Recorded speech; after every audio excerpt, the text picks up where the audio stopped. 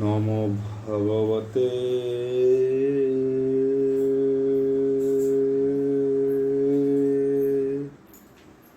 বাসুদেবায়।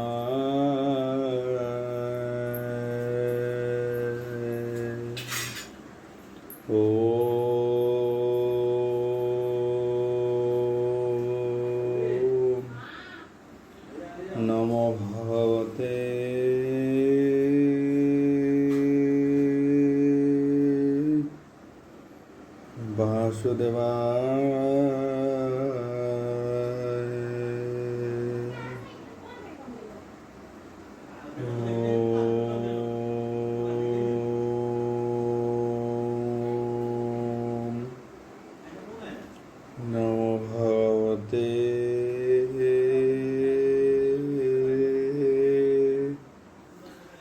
वासुदेवाय।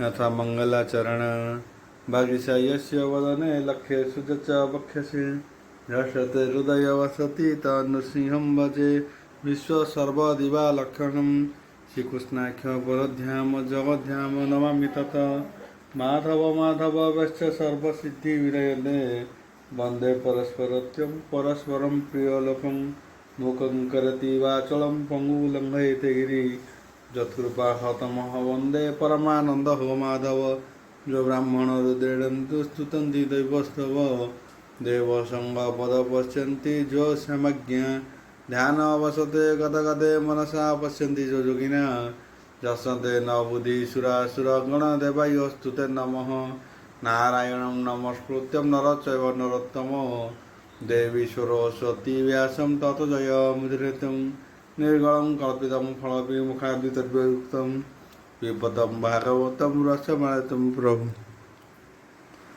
दशम अध्याय एकादश स्कंद दशम अध्याय अवधूत उवाच बोल बांधवार हरि बोल शुण हे जदुः नृपवर जे अबा अनुभव मोर गुरु वचन मोर जेते सबु कहिबि तो अग्रते ए जेते व्रत परिग्रह सर्वतु जान दुःखमय ए घेनी ज्ञानी ही अंकिंचने निश्चन्ते रहे हे सुख मने पक्षीक मध्ये हे बलियार स्वभावे प्रचंड कुरर नित्य मारई नाना पक्षी जीवन पोषे हे मांस भक्षी तार महिमा जने शुणी बंदी करती ही घरे आनी से पुणी नित्य पक्षी मारे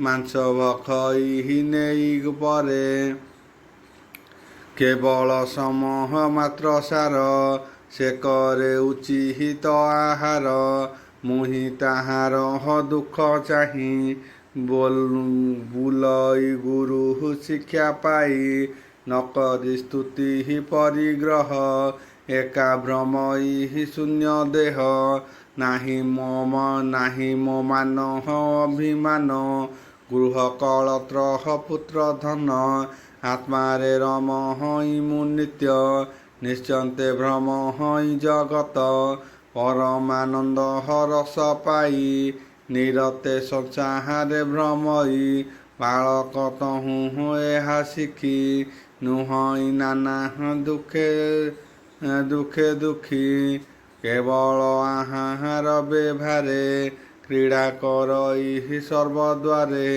କିଛି ହୁ ଚିନ୍ତା ନାହିଁ ତାର ଏଣୁ ବାଳକ ଗୁରୁ ମୋର ଏବେ ଶୁଣ ମନ ସ୍ଥିରେ ପୂର୍ବେ ଯେ ଅହନ୍ତି ନଗରେ ସୁସାଧୁ ସୁନ୍ଦର ଶରୀରେ କନ୍ୟା ଥିଲେ ହେ ବିପ୍ର ଘରେ ସେ କନ୍ୟା ବିବାହ ଅର୍ଥବରୀ ବିପ୍ର ମିଳିଲେ ହେ ପାଞ୍ଚ ଚାରି କନ୍ୟାର ପିତା ସଙ୍ଗ ମେଳେ ବିବାହ ପ୍ରସ୍ତାବ ନିରଳେ ବିଚାର କରି କନ୍ୟା ମାତା ନିକଟେ ବସା ହାଇ ଦୁହିତା ବୋଲଇ କନ୍ୟା ମୁଖ ଚାହିଁ ତଣ୍ଡୁଳ ଅର୍ଥେ ଧନ ଦେଇ ବେଗେ ତୁ କୁଟ ହବରୋଳ ଭରି ତା ଶୁଣି ବ୍ରହ୍ମା ରକୁମାରୀ ରୋଳେ ମୁଷଳ ଏକ କରି କୁଟଇ ବେନି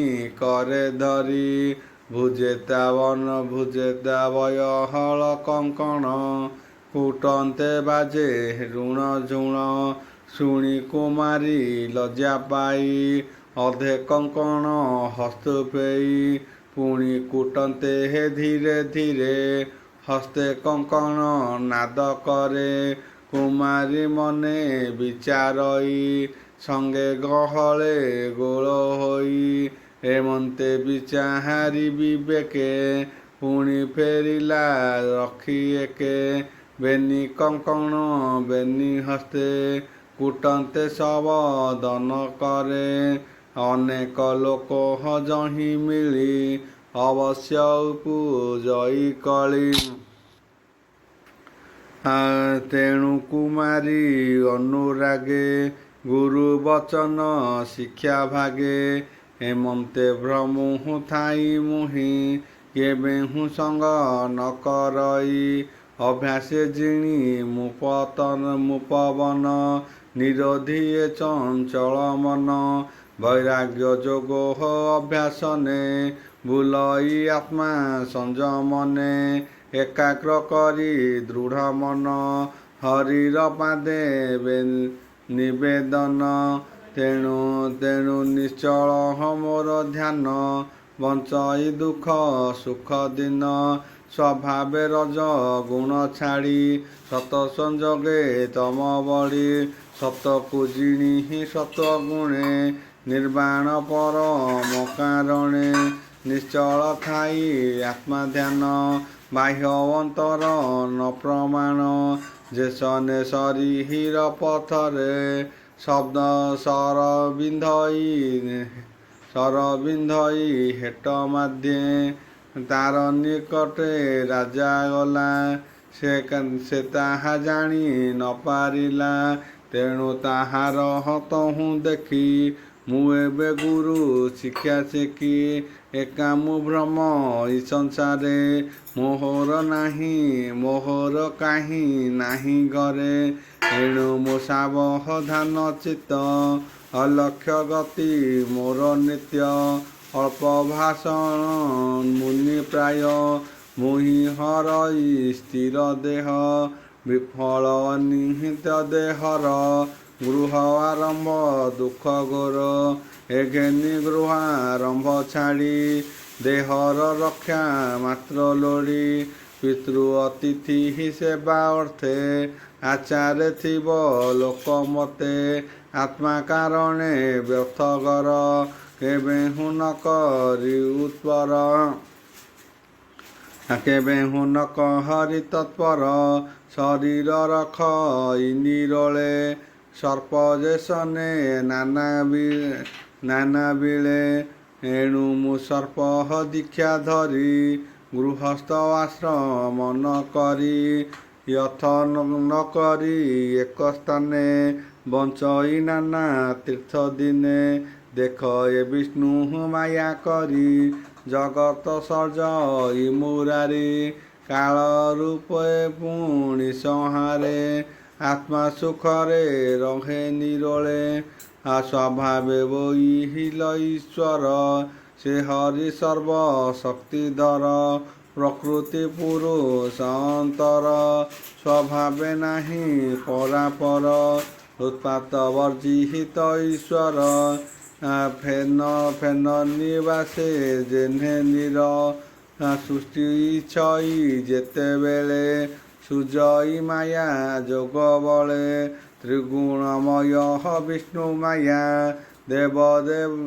ଦେବାନ୍ତେ କହେ ଯାହା ସେ ମାୟା ନାନା ମୂର୍ତ୍ତି ଧରି ବ୍ରହ୍ମାଣ୍ଡ ମଧ୍ୟେ ଅଛି ପୁରୀ ଯେ ମାୟା ବଳେ ହେ ନାରାୟଣ ଜଗତ କରେ ପୁଣ ତା ମଧ୍ୟେ ଜୀବ ରୂପ ଧରି ବିହରେ ନାନା କ୍ରୀଡ଼ା କରି ଯେସନେ କୀଟ ପୂର୍ଣ୍ଣଗ୍ରାଭ ନିଜ ବଦନୁ ସୂତ୍ର ଭାବ ଜାଲ ନିର୍ମାଇ ରାତ୍ର ମୁଖେ ମଧ୍ୟେ ବିରହେ ସୁଖ ମନ ସୁଖେ ଏକାନ୍ତେ ରାତ୍ରେ ହେ କ୍ରୀଡ଼ା କରେ ସୂର୍ଯ୍ୟ ଉଦୟ ତା ସଂହରେ ଏ ରୂପେ ସୃଷ୍ଟି ଲୀଳା କରି ସଂସାର ଖେଳେ ନର ହରି ଏବେ ହୋ ଶୁଣ ନରପତି ସଂସାରେ ଅଜୀବୀୟ ଆତ୍ମାଗତି ଦେହ ବିଯୋଗେ କାଳେ ଜନ୍ତୁ ମନେ ଚିନ୍ତଇ ଯେତେ କେତୁ ଏକାନ୍ତେ ସ୍ନେହ ଦୋର ଭये ନିଶ୍ଚୟ ଧ୍ୟାନ ଯହିଁ ରହେ ଜନ୍ମଇ ସେହି ରୂପ ଧରି ଯେସନେ କୀଟ ପେଶସ୍କାରୀ କୀଟ ଆଣିନ ନାନା ରୂପେ ନିଜ ଭୁବନେ ନେଇ ସ୍ଥାପେ ସେ କୀଟ ପ୍ରାଣ ଯିବା ବେଳେ ତାହାକୁ ଦେଖି ଥାଏ ଡୋଳେ ଭये ଚିନ୍ତଇ ତାର ରୂପ ଜନ୍ମଇ ଘେନି ସେ ସ୍ୱରୂପ ମୋହର ମନ ସେହି ମତେ କୃଷ୍ଣ ଚରଣ ଅବିରତେ ନିଶ୍ଚଳେ ସ୍ଥାପି ସାବଧାନେ ବୁଲଇ ମହି ପର୍ଯ୍ୟଟନେ ଏମନ୍ତେ ମୋର ଗୁରୁ ଯେତେ ତାହାଙ୍କ ଉପଦେଶ ମତେ କାୟ ବଚନ ମନେ ଧରି ଭ୍ରମଇ ଅବନିବିହରି ଆତ୍ମାରେ ଗୁରୁ ମୁଁ ଆପଣେ ତେଣୁ ଧରଇ ତାକୁ ବନେ ଦେହର ଜନ୍ମ ମୃତ୍ୟୁ ଦୁଇ ବିଷ୍ଣୁ ମାୟାରେ ପ୍ରବର୍ତ୍ତଇ ଏ ଭାବ ବୁଝି ମୋର ମତି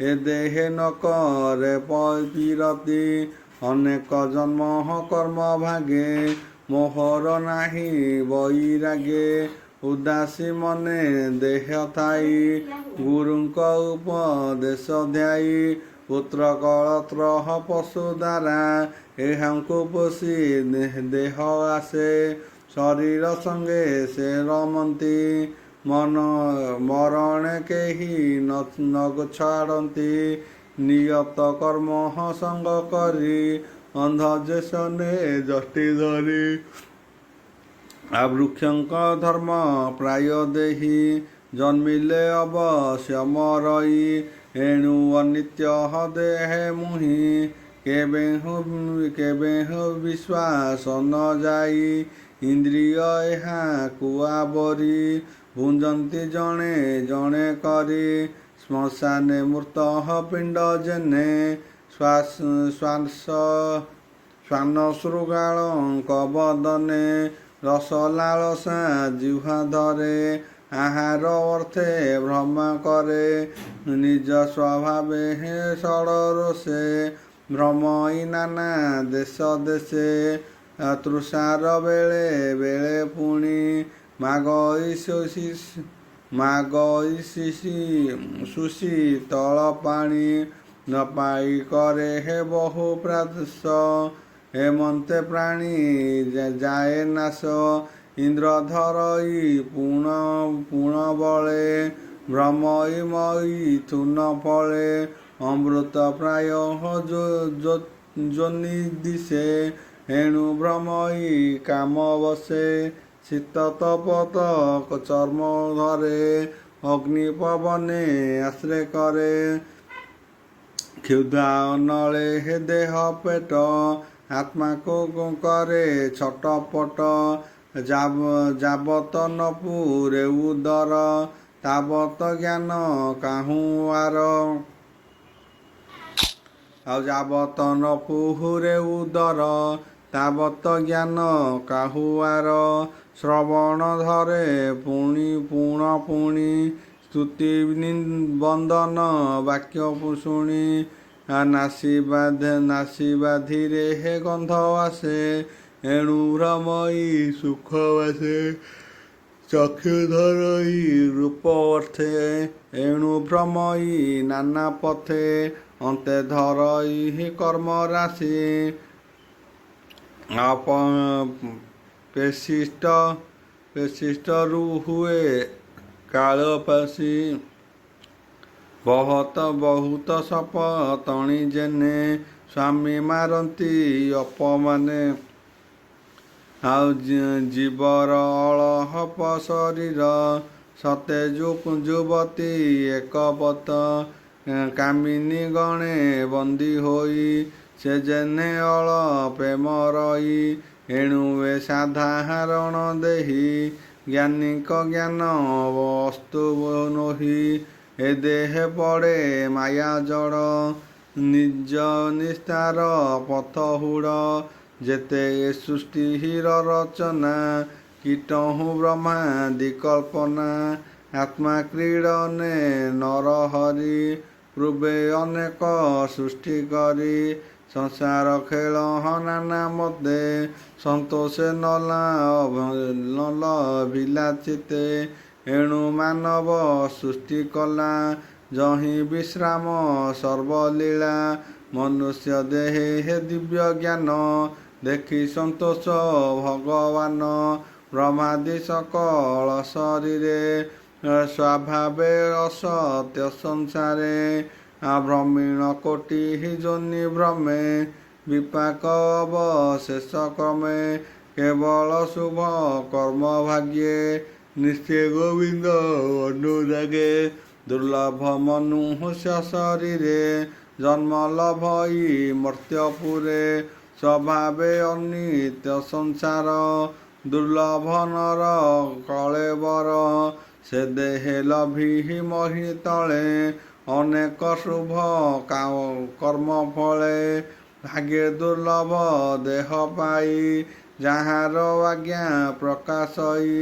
ଜଗତ ଦେଖି ବିଷ୍ଣୁମୟେ ସେ ନ ପଡ଼ଇ ମାୟା ମୋହେ। ମନୁଷ୍ୟ ମୁଣ୍ଡେ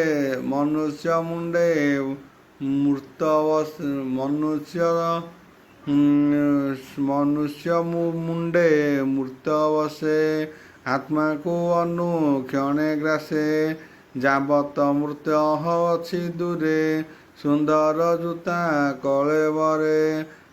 ସାଧିବ ସକଳ ଶକତି ଯେଣେ ଜନ୍ମିବ ବିଷ୍ଣୁ ଭକ୍ତି। ହେ ଜୀବ ବନ୍ଦୀ କର୍ମ ପାଶେ ସାଧିବ ବନ୍ଧନ ଉଶ୍ୱାସେ।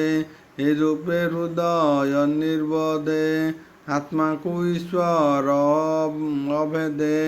ଦେଖିବ ଜ୍ଞାନ ଚକ୍ଷୁ ଦ୍ୱାରେ ଦୁର୍ଲଭ ମନୁଷ୍ୟ ଶରୀରେ। ସକଳ ସଙ୍ଗ ପରିହରି ଏଣୁ ମୁଁ ଏହି ରୂପ ଧରି। ହୃଦରୁ ତେଜି ଅହଙ୍କାର आनंदे भ्रम ई संसार। भगवान वाज बोल ब्रह्मांडवार हजी बोल। आवे मन्ते कही अवधूत शांत गभीर गुणजुत। शुणी सानंद जदु राजा तार चरणे कले पूजा। राजा को कही सावधाने ब्राह्मण गला अंतर्ध्याने। विचारी ताहार बचने राजा पशिला घोर बने।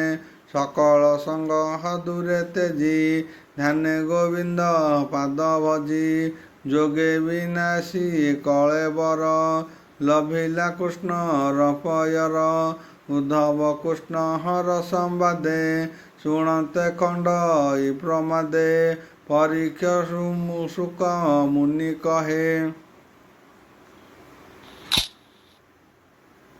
सुजने एणे कर लये। ए चौबिंश गुरुबाणी उद्धवे कहे चक्रपाणी। से कथा परम आनंद संक्षेपे एकादश स्कंद। प्रकृत बंधे हे भागवत समस्त प्राणींकर हित। कहई दास जगन्नाथ कृष्ण चरणे देई चेत। इति श्रीमद्भागवते महापुराणे परमहंस्यां संहितायाम् एकादश स्कंदे दशम अध्याय।